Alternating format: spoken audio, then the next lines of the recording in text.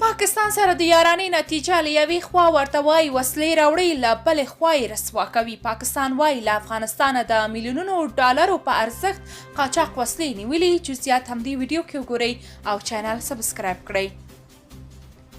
پاکستان په ښکاره ډول سره غواړي ځان بېطرفه وښیي. د هیواد له هغه معلوماتو پرده پورته کړې او ویلي دي چې له افغانستانه ورته امریکایي وسلې قاچاق کیږي. د دې هیواد ګمرکي چارواکي معلومات ورکړی چې د میلیونونو ډالرو په ارزښت یې له افغانستانه ور قاچاق کیدونکي امریکایي وسلې نیولې دي.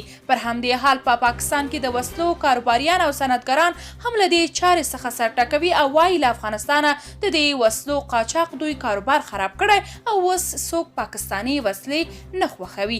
د طالبانو پر یو شمیر محلي قمندانانو داسې تورونه ثبوت شول چې په سرحدي ولایتونو کې دا وسلې قاچاق کولې.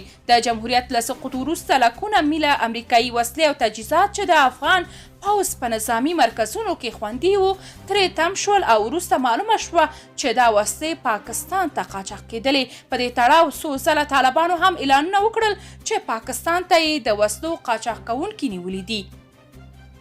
دا کسان څوک دي؟ اوس ښکاره خبره ده چې د وسلې او نظامي تجهیزاتو واک له طالبانو سره دی. نو که داسې وي د وسلو قاچاق او خرڅول هم پر طالبانو پورې اړه لري او د همدې لیکو کسان دي چې د وسلو قاچاق کوي. پاکستان ته قاچاق کیدونکي وسلې هلته خانان، ملکان او نورې تروریستي ډلې ترلاسه کوي او ښایي بیرته د همدې طالب ملا ور باندې ماته کړي. تر اوسه پورې په دې اړه په رسمي ډول طالبانو څه نه دي ویلي، خو ښایي له دې چارې دوی منکر هم نشي، ځکه اوس هم د افغان پوځ او پولیسو پر مخ تللې وسلې په جوپو د هیواد ته په غلا او ښکاره روانې دي.